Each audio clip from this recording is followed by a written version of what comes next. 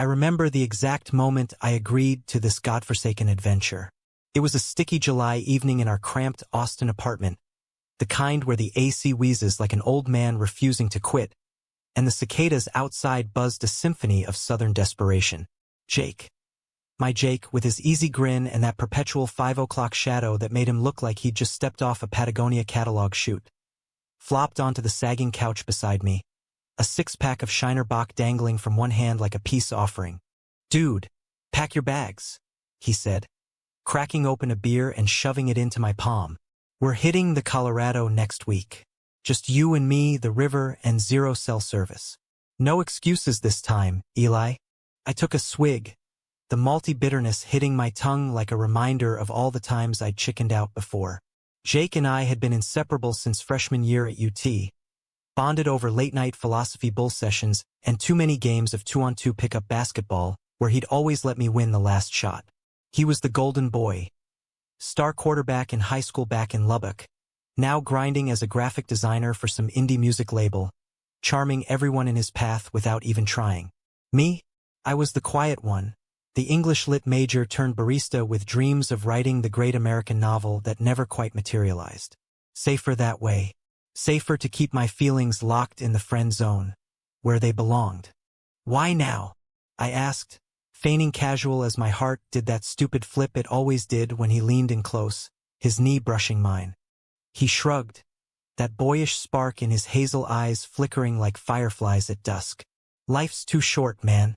My folks are on my ass about settling down, that internship in Denver sounding too corporate, and, hell, I miss us. The old us, before jobs and exes and all this bullshit." Exes. The word stung. Unbidden images of Jake's string of girlfriends flashing through my mind. Blondes mostly, cheerleader types who giggled at his jokes and left lipstick stains on his collar. I'd been the wingman, the confidant, the one who picked up the pieces after every breakup. Never once had I let on that each she was a dagger twist, that the only person who'd ever made my chest ache like this was him. "Fine," I said, clinking my bottle against his. "But if we die in a rapid, I'm haunting you forever." He laughed, that deep, rumbling sound that always made my stomach somersault. "Deal. Now help me plan this thing before I chicken out." The next week blurred into a frenzy of gear checks and YouTube tutorials on paddle strokes. Jake rented the raft from some outfitter in Moab, a beast of a thing called the Desert Rat, that promised to conquer Class 4 rapids like they were kiddie pools. We loaded up his beat-up Ford F-150 at dawn, the truck bed groaning under coolers of sandwiches, a battered guitar, and enough sunscreen to slather a small army. As we crossed into Utah, the landscape shifted from Texas flatlands to the raw, red-scarred beauty of canyon country. Towering sandstone spires clawing at a cerulean sky, the river snaking below like a silver vein pulsing with secrets. Our put-in spot was a dusty launch ramp near the Utah-Arizona border, where a grizzled guide named Hank, leather skin and a mustache that screamed 1970s river rat, gave us the once-over. "You boys got experience?" he drawled, eyeing our city boy khakis. Jake flashed his trademark grin. "Enough to not sue you if we capsize." Hank chuckled, handing over life jackets and paddles. "Smart as. Remember, high-sided on the waves, and don't fight the eddy fences. This ain't no lazy float." We shoved off into the current, the raft bobbing like a cork as the canyon walls closed in, muffling the world to just the slap of water and our banter. For the first few miles, it was pure bliss. Jake belting out off-key renditions of Johnny Cash tunes, me snapping photos on my waterproof GoPro, the sun baking our shoulders into that perfect lobster-red glow. We talked about everything and nothing. His dream of designing album covers for bands like the Lumineers, my half-baked novel about a drifter chasing ghosts across the Midwest. Laughter came easy, like it always had, but there was an undercurrent now, a tension humming beneath the surface, sharper than the canyon wind. By afternoon, we hit our first real test. Soap Creek Rapid, a frothy beast of boulders and standing waves that looked like the river's middle finger to complacency. "Ready," Jake yelled over the building roar, his grip tightening on his paddle. My pulse thundered in my ears. "As I'll ever be." We dug in, the raft surging forward, then pitching wildly as the first wave crashed over us. Cold spray stung my face, but we powered through, whooping like idiots when we emerged dripping on the other side. Jake high-fived me, his palm rough and warm against mine, lingering just a beat too long. "That's my boy," he shouted. And damn if my heart didn't crack open a little wider. Camp that night was a sandy beach tucked into a side canyon, the fire crackling under a blanket of stars so dense it felt like the Milky Way had come down to join us. We grilled trout we'd caught earlier. Jake's doing, naturally. The guy could hook a fish with a paperclip, and passed a flask of bourbon as the flames danced shadows across his face. Conversation turned deeper, the alcohol loosening tongues. "You ever think about, I don't know, what if we'd met differently?" he asked, poking at the embers with a stick. His voice was soft, almost lost in the river's distant murmur. I froze, bourbon burning a path to my gut. "Like how?" He shrugged, eyes on the fire. "Like if we weren't roommates. If one of us had the balls to say something sooner." My breath hitched. Was this it? The moment I'd replayed in 1,000 fevered dreams? But then he added, "About that girl in college, remember? The one who played us both." Relief and regret crashed over me like another rapid. "Yeah," I managed, forcing a laugh. "Dodged a bullet." We let it drop, but sleep evaded me that night, the nylon of my sleeping bag too confining. Jake's steady breathing just feet away, a siren call I couldn't answer. Little did I know the river had more in store, currents that would drag us into depths neither of us could navigate alone. The second day dawned with a deceptive calm, the water glass smooth as we floated through narrower gorges where bighorn sheep perched like statues on sheer cliffs. Jake spotted them first, elbowing me with excitement. "Look, man, royalty of the canyon." I shaded my eyes, grinning. "Jealous? You'd make a crap sheep. Too busy posing." He splashed me with river water, droplets catching the light like diamonds. Says the guy who screams at spiders. Our rhythm settled into something primal, synchronized strokes pulling us around bends, the canyon's echo chamber amplifying every joke, every shared glance. But as we approached mile 20, the air thickened with the growl of impending whitewater. Hank had warned us about Crash Landing Rapid, a narrow chute flanked by house-sized rocks, where one wrong angle meant flipping faster than you could curse. "Stay left," Jake called, his voice steady but edged with adrenaline as we crested the horizon line. I nodded, muscles burning, but doubt crept in like fog. What if I blew it? What if this trip, this fragile bubble of us, burst because of me? The raft dove into the tongue, waves towering like breakers at some surfer's paradise. We hit the first hole dead on, the bow submarining before exploding upward in a geyser of foam. I leaned hard into my paddle, but the cross-current caught us, spinning the raft broadside. Time slowed. Jake's shout, the slap of water, my world tilting as we teetered on the edge. Then it happened, the flip. The raft somersaulted, dumping us into the abyss. I tumbled, disoriented, lungs screaming as the river clawed at my jacket. Panic clawed deeper, visions of us separated, lost in the undertow. But then, a hand, strong and unyielding, latched onto my wrist. Jake, surfacing together, sputtering, we clung to the overturned raft, his arm around my waist as we kicked toward an eddy. "Holy shit," he gasped, forehead pressed to mine in the aftermath, breaths mingling hot and ragged. "You okay?" I nodded, too shaken to speak, the press of his body against mine igniting a fire I'd long suppressed. In that moment, salvation tasted like river water and unspoken longing. We righted the raft with numb fingers, bailing until our arms ached. But the near miss bonded us tighter, turning whispers around the relit fire into confessions laced with vulnerability. "I thought I lost you," Jake murmured, passing me the flask. His eyes, reflected in the flames, held something raw, unguarded. "You didn't?" I whispered back, our knees touching in the sand. The stars wheeled overhead, indifferent witnesses to the shift, the first fracture in the facade I'd built so carefully. Little did we know, the canyon held more than rapids. secrets buried in its red walls, waiting to unearth the talents and truths that would test us beyond endurance. Dawn on day 3 broke with a vengeance. The sun, a relentless hammer, forging the canyon into molten gold.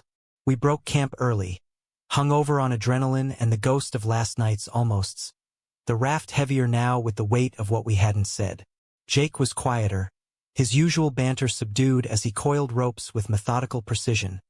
Jaw set like he was wrestling demons only he could see. "You good?" I ventured, handing him a protein bar as we pushed off. He tore into it, chocolate smearing his thumb like war paint. "Yeah, just that flip made me think about stuff." "Stuff?" He paddled harder, the splash punctuating his silence. "Like, what if we hadn't made it? All the shit left unsaid." My grip tightened on the T-grip, heart echoing the river's pulse. This was dangerous territory, the kind where one wrong word could sweep us under. "Then say it," I challenged, voice steadier than I felt. He glanced back, wind tousling his hair into wild curls. "Later, promise." Eyes on the water now, next one's a beast. That beast was Spectre Enclave, a labyrinth of pour-overs and undercut boulders that had claimed more gear than glory for novices like us. The guidebook called it character building. I called it suicidal. As we scouted from the bank, Jake scrambling ahead like a mountain goat, me trailing with the throw bag, doubt gnawed at me. What was I doing here, playing at adventure when my real fear was the man beside me? "Line's clean on the left," he reported, sliding back down the talus slope. "But tight. One slip and we're pinned." We ran it anyway, the raft threading the needle with inches to spare, waves exploding around us in crystalline bursts. Emerging victorious, Jake hooped, pulling me into a bear hug that lifted me off the thwart, his laughter vibrating through my chest. "We slayed it, Eli. Admit it, you're a river god." I laughed too, but as he set me down, our faces inches apart, the world narrowed to the flecks of green in his eyes, the faint scar on his lip from a childhood bike crash. Time hung suspended, a held breath, until a gust of wind rocked the raft, jolting us apart. The miles that followed were a bomb, lazy drifts through narrows where swallows darted like arrows, their nests glued to overhanging ledges. We tied off mid-afternoon for a hike up a side-slot canyon, the walls so close we could touch both sides, the air cool and incense scented with creosote. Jake led, his silhouette framed by a shaft of sunlight piercing the slot like a divine spotlight. "Check this," he said, rounding a bend to reveal a hidden alcove. A shallow pool fed by a trickling seep, surrounded by ferns that seemed out of place in this desert inferno. Nature's spa. We stripped to shorts, modest, brotherly, and slipped in, the water shockingly cold against sun-baked skin. Floating there, weightless, the conversation meandered back to safer shores. Childhoods in the panhandle, the sting of coming out to families who'd rather pretend. Jake had done it at 17, his dad clapping him on the back with a gruff, "Love you anyway, son." But the whispers in Lubbock had lingered like smoke. Me? I'd waited till 22, a drunken night after a UT party, only to my sister back in Dallas. Mom and Dad still thought I was figuring things out. "It's bullshit," Jake said, splashing idly. "How we gotta justify who we love, like it's a phase or a flaw." I met his gaze across the pool, water lapping at my collarbone. "It's not a flaw. Us." He nodded, something softening in his expression. "Yeah, us." The word lingered, heavy with implication, as we hiked out, but the canyon conspired to interrupt. A sudden thunderhead rolled in, dumping rain in sheets that turned the trail to slick mud. We bolted for the raft, laughing and cursing as lightning cracked overhead, the river swelling with chocolate runoff. That night, storm-cleared skies revealed a meteor shower, streaks of fire tailing across the void. We lay on our backs in the beach's curve, shoulders touching, passing a joint I'd smuggled despite Hank's no-smoking rule. The weed mellowed the edges, turning fears into philosophies. "Ever wonder if we're wasting time?" Jake murmured, smoke curling from his lips like a question mark. "Chasing jobs, dates that go nowhere, when the real stuff's right here?" I turned my head, our profiles aligned against the starfield. What if the real stuff scares us more? He exhaled slowly. Then we face it. Together. My throat tightened, words teetering on the tip of my tongue. I love you, not as a brother, but as the axis my world spins on. But before I could summon the courage, a distant howl echoed. Coyotes or something wilder, shattering the intimacy. We doused the joint, zipped into tents against the chill, but sleep was a stranger, my mind replaying his words like a looped track. Day 4 dawned with deceptive peace, but the river had teeth. We tackled House Rock Rapid at full tilt, the raft bucking like a bronco, but we stuck the line, emerging with high fives and soaked grins. Lunch was pita wraps on a sun-warmed boulder, where Jake pulled out his guitar, strumming a lazy rendition of Wagon Wheel that had me harmonizing off-key. You're terrible, he teased, but his eyes said otherwise, warm as the canyon sun. Ah, you love it.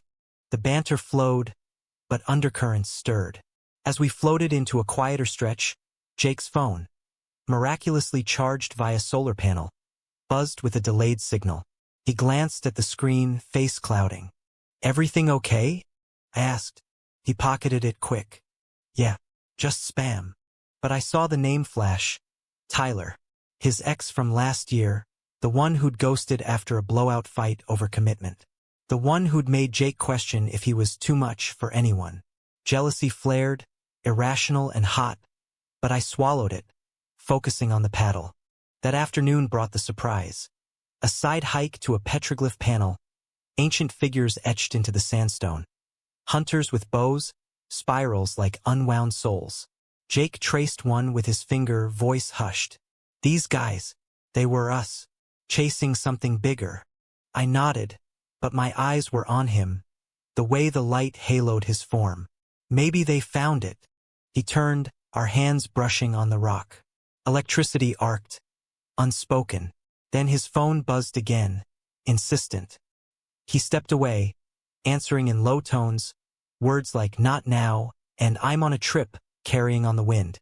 When he returned, his smile was forced. Old drama. Nothing. But it was something, a crack in our idyll. As we rafted on, the river's whisper seemed to mock me. What if Tyler's call was the betrayal waiting?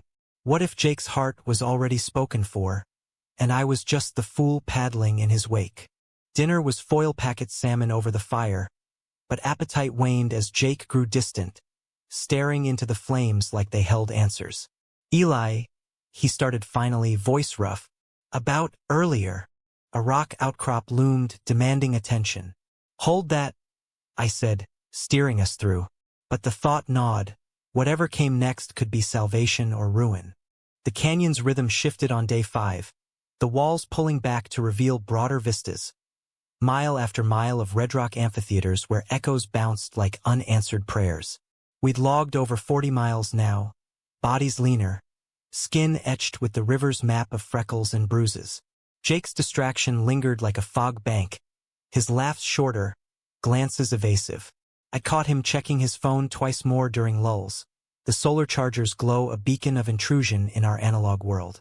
We hit the water early, chasing the tail of a tailwind that pushed us effortlessly through granite narrows. The cliffs so plumb they seemed painted by a giant's brush. This is it, Jake said, voice lifting for the first time that morning. The heart of it. I wanted to believe him, to let the current carry away the unease. But as we rounded a bend into Nankoweap Rapid, a churning cauldron of laterals and holes, the river demanded focus. We scouted long, Jake diagramming the line on damp sand with a stick. Hit the V, peel left, then power through the pour-overs. Got it? I lied, palms slick not just from sweat. The drop-in was brutal, the raft surfing a wave train that buried us to the gunnels. But we surfed it out, emerging with a triumphant roar. Jake turned in his seat, fist pumping. That's how we do it. The high carried us to a beach lunch, where we sprawled under a cottonwood, devouring jerky and tales of glory. For a moment it was us again, unfettered, unbreakable. But as the sun climbed, Jake's phone chimed once more, a text tone slicing the air like a knife. He silenced it, but not before I glimpsed the preview. Miss you. Come to Denver? Betrayal hit like a gut punch. Not Jake's, but the universe's, for dangling this closeness only to yank it away. Tyler, I asked, aiming for neutral. He sighed, rubbing his neck. Yeah, he's persistent. Persistent how? Jake tossed a pebble into the river, ripples spreading like regrets. Wants to try again. Says he was wrong to bail. The words landed heavy, stirring a storm in my chest. Tyler, the charming bartender from Jake's art scene days, all tattoos and easy charm, who'd promised forever until Jake's vulnerability scared him off. I'd held Jake through that wreckage, nights of takeout and tears, swearing he'd find better. Me unspoken. And my voice cracked, betraying me. He met my eyes, conflicted. I don't know, Eli. It's complicated. Complicated. The word echoed as we packed up, the raft shoving into current with renewed fury. The afternoon blurred into a montage of rapids. Quagunt, tuck-up, each one a metaphor for our teetering balance. Waves threatening to capsize more than the boat. By evening, we'd earned a respite. A broad delta where the little Colorado joined, its turquoise waters a mineral miracle against the muddy mainstem. We beached, hiking upstream to where the side canyon bloomed with wildflowers. Columbine nodding in the breeze, a riot of pink and yellow against basalt. It was here, amid the unexpected Eden, that Jake cracked. Let's swim, he said, stripping to boxers without preamble, diving in with a splash that scattered minnows. I followed, the water shockingly clear, cool as redemption. We floated, side by side, the current gentle. Talk to me, I urged, treading water. He surfaced, hair slicked back, looking younger, more lost. Tyler's been texting nonstop, says he's changed. Got this job lined up, wants me to move up there with him. My stomach nodded. And you? I told him no, but part of me wonders, what if it's my shot at normal? Normal? The word tasted bitter. Since when do you want normal, Jake? You're the guy who quit football for art because it felt right. The one who dragged me on this trip because life's too short. He splashed water, frustrated. Normal means not being alone, Eli. Not wondering if every guy's just waiting for an out. Ty knows me, knew me. It's easy. Easy. The accusation hung, unspoken. I'm not easy. I'm the risk, the everything you've never named. We climbed out dripping, dressing in silence as thunder rumbled distant. Camp setup was mechanical, the fire a meager spark against gathering clouds. Dinner passed in fits of small talk, but as night fell, the meteor remnants fading, Jake set his guitar aside and faced me across the flames. I need to tell you something, he said, voice low, before this eats me alive. My heart seized. Okay. That call yesterday? It wasn't just Tyler. It was my agent, well, the guy I freelance for. They want me for a big project in Denver. Album art for a major tour. But it means leaving Austin. Leaving. Us. The betrayal crystallized. Not Tyler. But this. The canyon, our cocoon. A prelude to goodbye.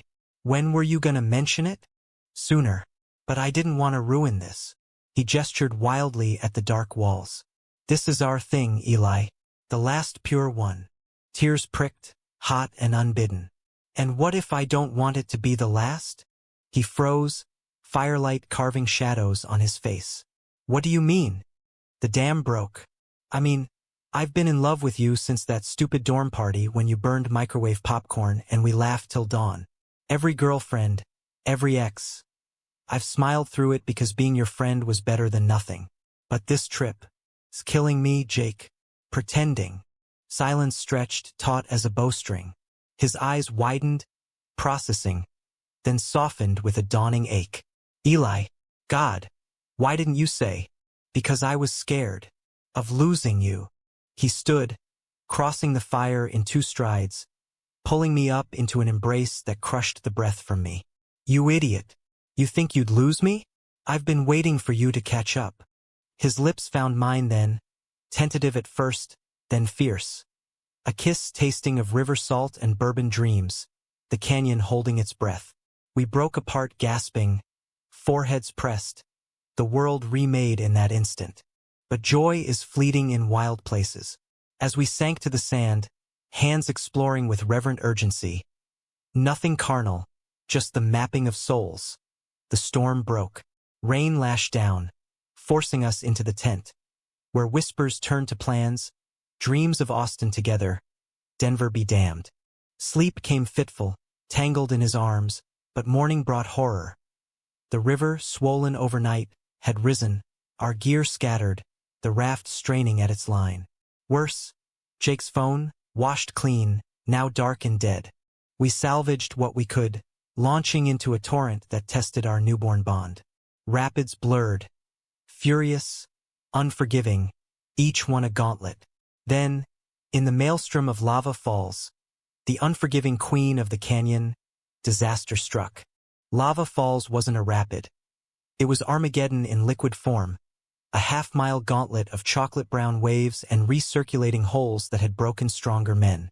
We'd scouted it obsessively the day before, Jake sketching eddies on his forearm with a Sharpie, me memorizing the horizon line like a prayer.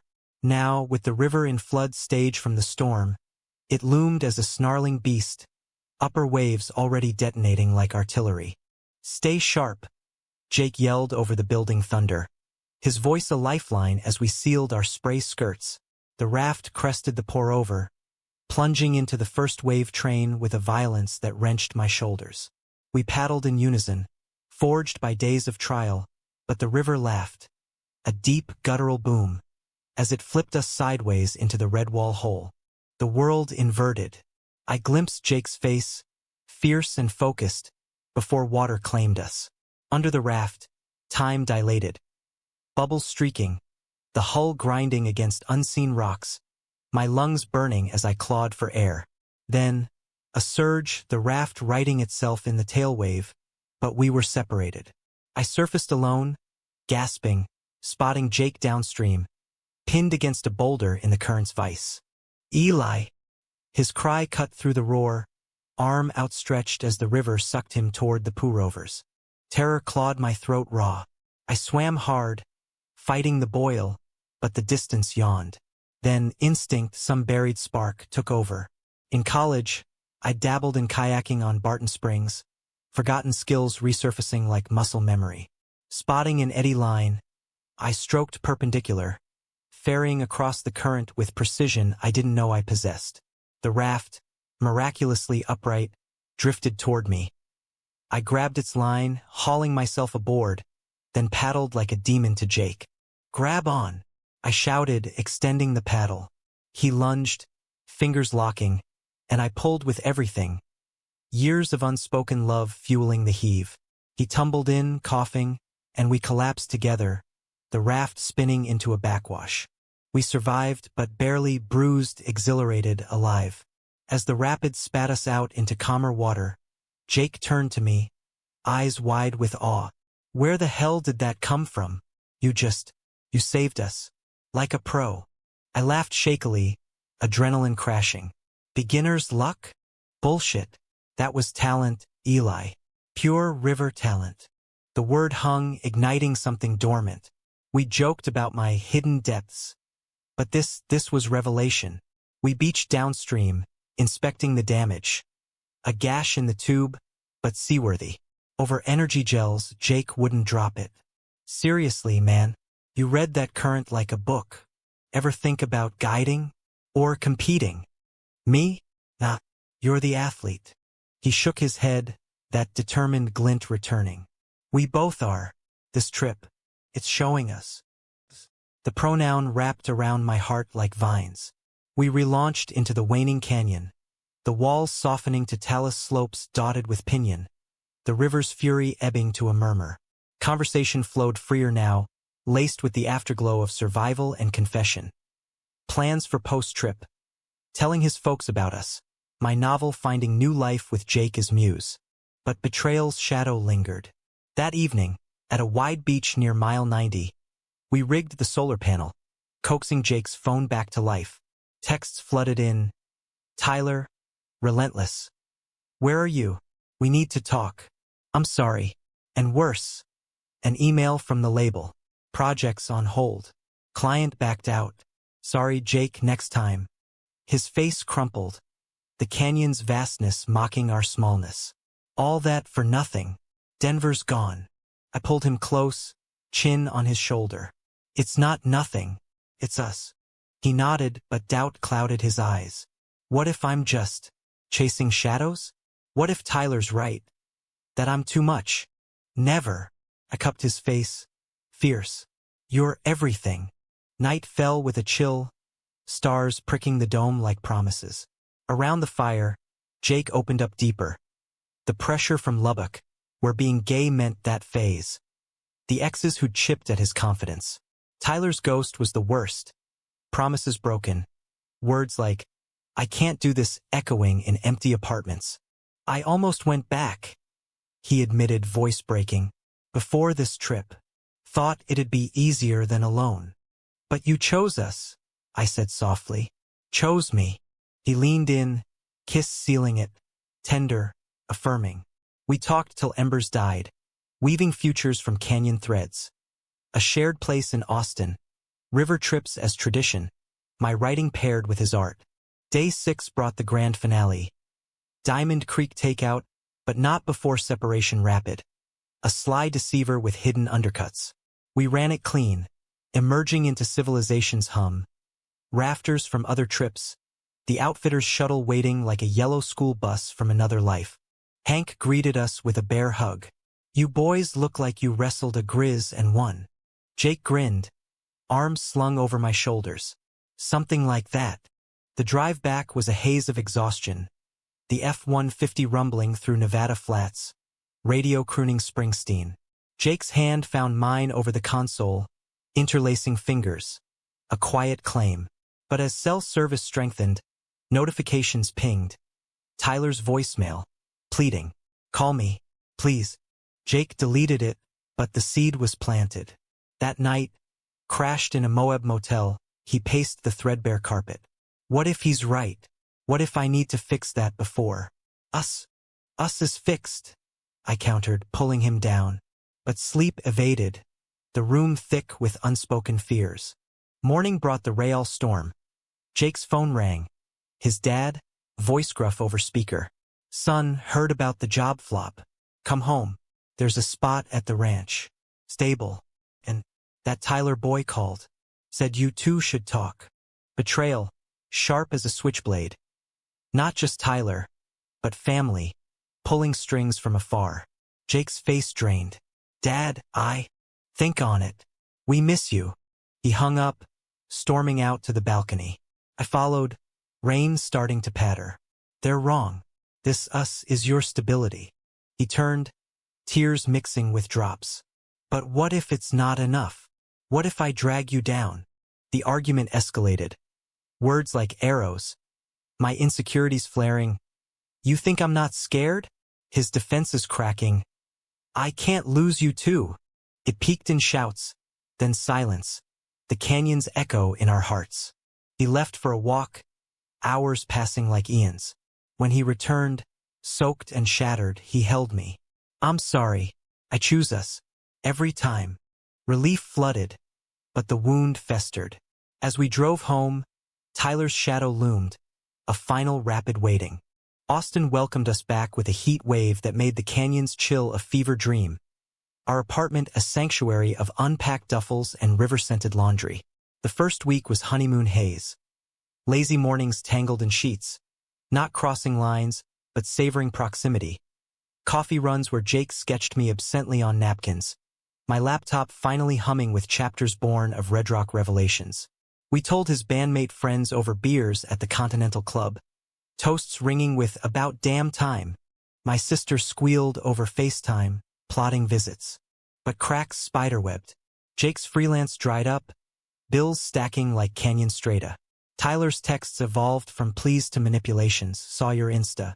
That trip look fun. Miss our adventures. Jake blocked him. But the doubt lingered. Nights when he'd stare at the ceiling, whispering, what if? My talent became our anchor. Hank, the outfitter, emailed after hearing our tale. Kid, that Lava Stories legend. Come guide for me next summer. Paid. Jake's eyes lit when I showed him. This is it, Eli. Your shot. We trained on Lady Bird Lake. Me in a borrowed kayak, Jake timing runs. I surprised myself. Instincts sharpening, currents bending to my will. Crowds gathered on weekends, cheering as I peeled through slalom gates. Jake's pride a beacon. You're a natural, he'd say, pulling me from the water for victory kisses that tasted of lake algae and forever. Yet conflict brewed. Lubbock called again. Dad's voice tinny, insistent. Thanksgiving. Bring that Eli fella. And think on Tyler. Boy's got a good head. Jake hung up fuming, but the seed sprouted. A weekend trip home. Just to talk. I went with him, naive. The panhandle sprawled flat and unforgiving. Windmills turning like accusatory fingers. At the ranch, Jake's folks enveloped us. Hugs, brisket, awkward questions about the river thing. Tyler arrived uninvited, all smiles and six-pack abs, cornering Jake in the barn while I nursed a beer on the porch. I overheard fragments. Remember us? He can't give you that. Jake's murmur. It's different now. But the doubt, Tyler's hand on his arm, the easy rapport twisted like a knife. Betrayal peaked that night after dinner. Tyler cornered me by the fire pit. You think you're enough? Jake needs real. Not some writer playing hero. Rage boiled, but I held, retreating to the guest room. Jake followed, sensing the chill. What happened? Tell me you choose me, I demanded, voice breaking. Not echoes. He pulled me close. I choose you. Always. But dawn brought the fracture. Jake's mom, tearful, with Tyler's parting gift. A sketchpad filled with their old designs. A note. Our future. Jake wavered, confessing over coffee.